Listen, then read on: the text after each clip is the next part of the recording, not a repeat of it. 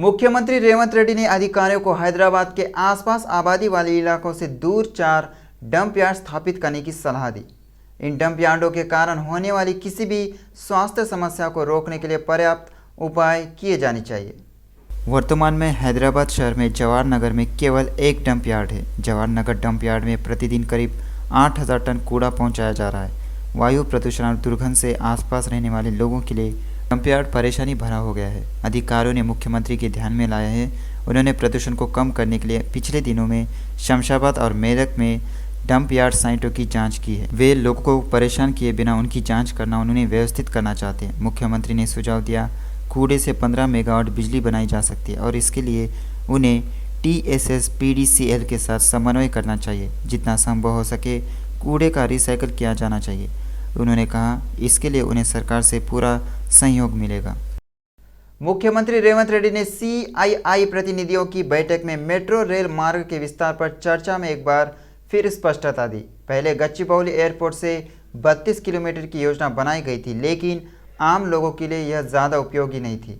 उन्होंने कहा चूँकि गच्चीबौली और जुबली हिल्स के आसपास के इलाकों में कई अमीर लोग हैं, इसलिए वे ज़्यादातर अपने वाहनों का उपयोग करते हैं। मुख्यमंत्री रेवंत रेड्डी ने कहा लोगों के लिए गौलीगुड़ा फलकनुमा हवाई अड्डा मार्ग और LB नगर हवाई अड्डा मार्ग का उपयोग करने के अवसर है, जिसका पहले सर्वेक्षण किया गया था। CM ने कहा इन इलाकों से काफ़ी लोग अरब देशों में जाते हैं और विदेश जाने वाले उनके परिजन एयरपोर्ट जाकर उन्हें विदा करते हैं, इसलिए यह रास्ता बहुत उपयोगी है।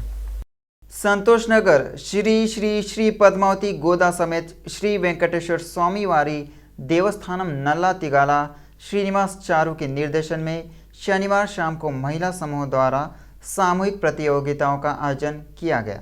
महिलाओं ने देवस्थानम के परिसर में संक्रांति उत्सव मुगलू रंगों से सजाया है। मंदिर के प्रधानाचार्यों ने कहा हिंदू संस्कृति के हिस्से के रूप में संक्रांति मुगला उत्सव के माहौल का एक हिस्सा है। YS शर्मिला ने तेलंगाना के मुख्यमंत्री रेवंत रेड्डी से मुलाकात की। शर्मिला रेवंत रेड्डी के आवास पर गई। शर्मिला ने CM रेवंत को अपने बेटे की सगाई और शादी समारोह में आमंत्रित किया। मुख्यमंत्री रेवंत ने अपने बेटे राजा रेड्डी और प्रिया अटुलुरी के विवाह समारोह का निमंत्रण कार्ड सौंपा। अटलुरी प्रिया की सगाई इसी महीने की 18 तारीख को YS शर्मिला के बेटे YS राजा रेड्डी से होगी। शादी 17 फरवरी को होगी। इस पृष्ठभूमि में शर्मिला ने इडुपुलापाया के YSR घाट पर पहला निमंत्रण कार्ड रखा और YSR का आशीर्वाद लिया। इसके बाद AP CM जगन को एक साथ शादी में आमंत्रित किया गया। YS शर्मिला ने CM रेवंत रेड्डी से मुलाकात की। उन्होंने हैदराबाद में मुख्यमंत्री आवास जाकर रेवंत से मुलाकात की। उन्होंने अपने बेटे YS राजा रेड्डी को शादी में आने का न्योता दिया। पूर्व मंत्री और BRS विधायक मल्ला रेड्डी ने स्पष्ट किया है अगर पार्टी आदेश देगी तो वह संसदीय चुनाव लड़ने के लिए तैयार है। उन्होंने कहा कि राज्य सरकार द्वारा दी गई 6 गारंटी को लेकर लोगों में संदेह है। मल्ला रेड्डी ने जनता को यह समझाने की मांग की वादों को कैसे लागू किया जाएगा। कांग्रेस नेता ने उनके खिलाफ चुनाव लड़ा और हार गया।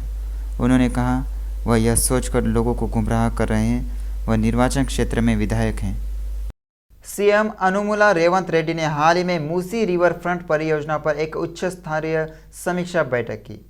CM रेवंत रेड्डी के आदेश पर Musi river front development corporation के प्रबंध निदेशक आम्रपाली के प्रबंधन के तहत अधिकारियों के एक समूह ने गुजरात राज्य में अहमदाबाद साबरमती रिवर फ्रंट परियोजना और यमुना नदी का दौरा किया और वहां के शीर्ष अधिकारियों से मुलाकात की।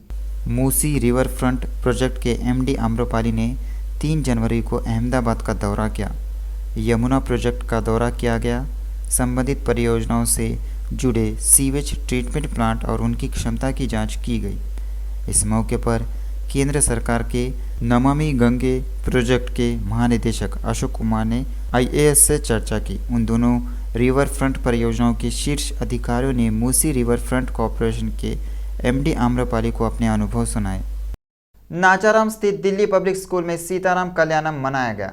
त्रिदंडी चिंजियार स्वामी ने दिल्ली पब्लिक स्कूल के चेयरमैन कोमरैया द्वारा आयोजित सीताराम कल्याण महोत्सव में भाग लिया। सीतारामलू के विवाह समारोह को देखने के लिए हजारों भक्त उमड़ पड़े। चिनाजियार स्वामी ने कहा यह साल बहुत ऐतिहासिक है। इस महीने पूरी दुनिया उनके नाम लेकर अयोध्या जा रही है। उन्होंने कोमरैया दंपति को इस बात के लिए बधाई दी। उन्होंने अयोध्या में सीताराम कल्याणम महोत्सव का आयोजन कर कई लोगों को इसमें शामिल होने का मौका दिया। डीपीएस चेयरमैन कोमुरैया ने कहा, पूर्व में भी सीताराम कल्याणम का आयोजन किया गया था। उन्होंने कहा, 5 लाख घरों में भगवान राम की तस्वीर बांटी जा रही है। Children park LB Nagar circle HYT Nagar division Bhagyalata BDL colony road number 2 पर स्थित है। उचित प्रबंधन के बिना जंगली पौधे और कांटेदार पेड़ उग आए हैं। कचरा और अपशिष्ट डंपिंग यार्ड बच्चों के पार्क बन गए हैं। पार्क के विकास के लिए 16 वर्ष पूर्व 7,65,000 से गार्ड वॉल का निर्माण कराया गया था। रख रखाव के अभाव में सामान में जंग लग गया। लोगों ने GHMC और जनप्रतिनिधियों से पार्क की देखभाल करने और इसे बच्चों के लिए सुलभ बनाने को कहा। कृषि एवं बागवानी विश्वविद्यालय की जमीन हाई कोर्ट को आवंटित न करने की मांग को लेकर ABVP ने जयशंकर स्टेट यूनिवर्सिटी में प्रदर्शन किया। ABVP नेताओं ने चेतावनी दी है, वे गंभीर आंदोलन करेंगे। ABVP नेताओं ने कहा, कृषि विश्वविद्यालय में उच्च न्यायालय भवनों के निर्माण का मतलब है तेलंगाना राज्य के कृषि क्षेत्र को नष्ट किया जाएगा और कृषि विकास बाधित हो जाएगा। उन्होंने कहा, ABVP विश्वविद्यालय की भूमि पर हाई कोर्ट के निर्माण का पुरजोर विरोध करेगी। NMR युवा सेना के संस्थापक अध्यक्ष नीलम मधु मोदीराज ने कहा, श्री राम का जीवन समस्त मानव जाति के लिए आदर्श है। नीलम मधु ने चितकुल गांव में अयोध्या के श्री राम के अक्षिंतलु वितरण कार्यक्रम में हिस्सा लिया। उन्होंने कहा, इस महीने की 22 तारीख को अयोध्या में राम मंदिर का उद्घाटन समारोह होगा। इस कार्यक्रम के तहत यह बात सामने आई। लोगों को अयोध्या श्री राम से संबंधित अक्षिंतलु वितरित किए जा रहे हैं। सभी हिंदू परिजन अयोध्या श्री राम मंदिर स्थापना कार्यक्रम को हजारों आंखों से देखने का बेसब्री से इंतजार कर रहे हैं। सभी लोग आमंत्रित हैं। सोशल मीडिया के माध्यम से नेत्र उत्सव का यह कार्यक्रम देखें और प्रभु राम की कृपा के पात्र बने। कार्यक्रम में स्थानीय जनप्रतिनिधियों, भक्तों, लोगों, NMR युवा सेना के सदस्यों और अन्य लोगों ने भाग लिया। पठान चेरू विधायक गुड्डे महिपाल रेड्डी ने सुझाव दिया है, 6 गारंटी के नाम पर सत्ता में आई कांग्रेस पार्टी को तय समय के भीतर गारंटी लागू करनी चाहिए। वह अमीनपुर मंडल के जानकपेंट गांव में आयोजित लोक प्रशासन कार्यक्रम में मुख्य अतिथि के तौर पर शामिल हुए। विधायक महिपाल रेड्डी ने आवेदन प्राप्त करने के कार्यक्रम की समीक्षा की। उन्होंने कहा, कांग्रेस सरकार पर लोगों के विश्वास को धोखा दिए बिना हर वादा पूरा करने की बड़ी जिम्मेदारी है। उन्होंने याद दिलाया, कांग्रेस पार्टी ने चुनाव प्रचार के दौरान 6 गारंटियों के अलावा 420 अन्य गारंटियों की घोषणा की थी।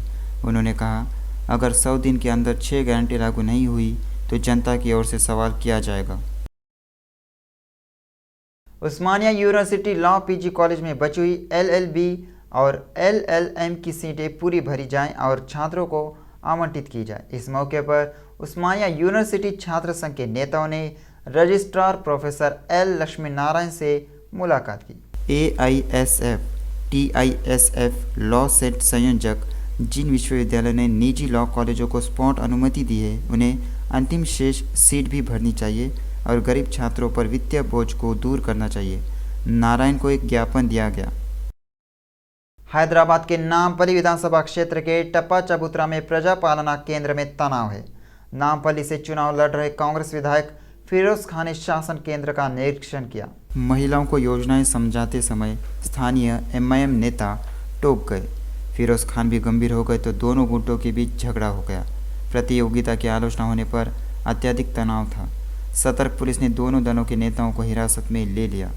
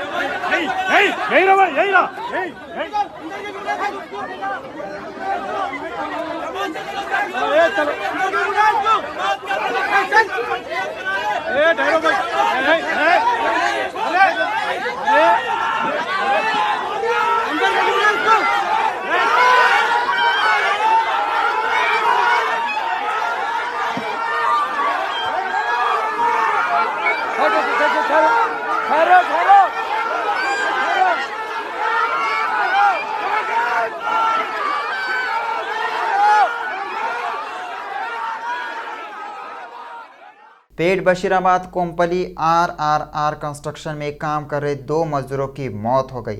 एक इमारत के लिए ग्रेनाइट उतारते समय दुर्घटनावश ग्रेनाइट ऊपर गिरने से 2 लोगों की मौत हो गई। डॉक्टरों ने पुष्टि की, दोनों श्रमिकों को अस्पताल लाया गया और उन्हें पहले ही मृत घोषित कर दिया गया। शुरुआती जांच में मृतकों की पहचान मध्य प्रदेश के सारण और झारखंड के लाखन के रूप में हुई। पेट बशीराबाद पुलिस मामला दर्ज कर जांच कर रही है। पूर्व विधायक के प्रवक्ता मृत्युंजय ने केटीआर और हरीश राव पर 9 साल तक तेलंगाना के संस्थानों को चुराने वाले चोर होने का आरोप लगाया है। उन्होंने आलोचना की उनमें लोगों के पास जाने की हिम्मत नहीं है। प्रवक्ता ने कहा, बीआरएस नेताओं ने जो वादा किया था उसे लागू नहीं किया। सरकार सोनिया गांधी द्वारा दिए गए 6 वादों को लागू करेगी। 6 वादों को 100 दिन के भीतर लागू किया जाएगा। स्टेशन घनपुर विधायक और बीआरएस नेता कडियम श्रीहरि ने कहा, सभी ने सोचा था अगर कांग्रेस सरकार सत्ता में आएगी तो कल्याणकारी योजनाएं बढ़ाई जाएंगी, लेकिन इसमें कटौती की जा रही है। उन्होंने लोगों को धोखा देकर जीत हासिल करने के लिए कांग्रेस पार्टी की आलोचना की। कांग्रेस नेताओं ने कहा, इंदिराम्मा के राज्य में ज़बरदस्त कल्याण होगा, लेकिन ऐसा नहीं हो रहा है। उन्होंने आरोप लगाया, कांग्रेस पिछली सरकार द्वारा दी गई कल्याणकारी योजनाओं को रद्द करने की योजना बना रही है। प्रजापालन कांग्रेस ने अमीनपुर नगर पालिका के वार्डों में गारंटी आवेदन प्राप्त करने के लिए कार्यक्रम आयोजित किया।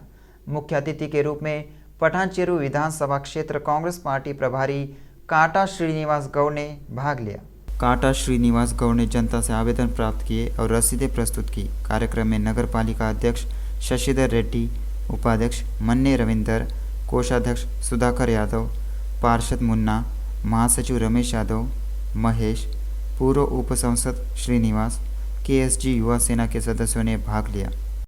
आरबीआई का कहना है बंद किए गए 2000 रुपये के नोट डाकघरों में भी बदला जा सकते हैं। यह घोषणा 2000 रुपये के नोट बदलने के लिए आरबीआई कार्यालय के सामने लोगों की कतार लगने की खबर के बाद की गई है। आरबीआई ने लोगों को 19 निर्गम कार्यालयों के साथ साथ डाकघरों में 2000 रुपये के नोट बदलने की सलाह दी है। इसके लिए ऑनलाइन उपलब्ध फॉर्म को पूरा करना होगा और 2000 के नोट आरबीआई इश्यू ऑफिस या पोस्ट ऑफिस जहां सुविधा उपलब्ध है वहां जमा करना होगा। पिछले साल मई में आरबीआई ने नवंबर 2016 में नोटबंदी के बाद शुरू किए गए 2000 रुपये के नोटों को वापस लेने की घोषणा की थी। आरबीआई का सुझाव है कि एक व्यक्ति को 20,000 रुपये मूल्य के 2000 रुपये के नोटों को एक बार बदलना या जमा करना चाहिए।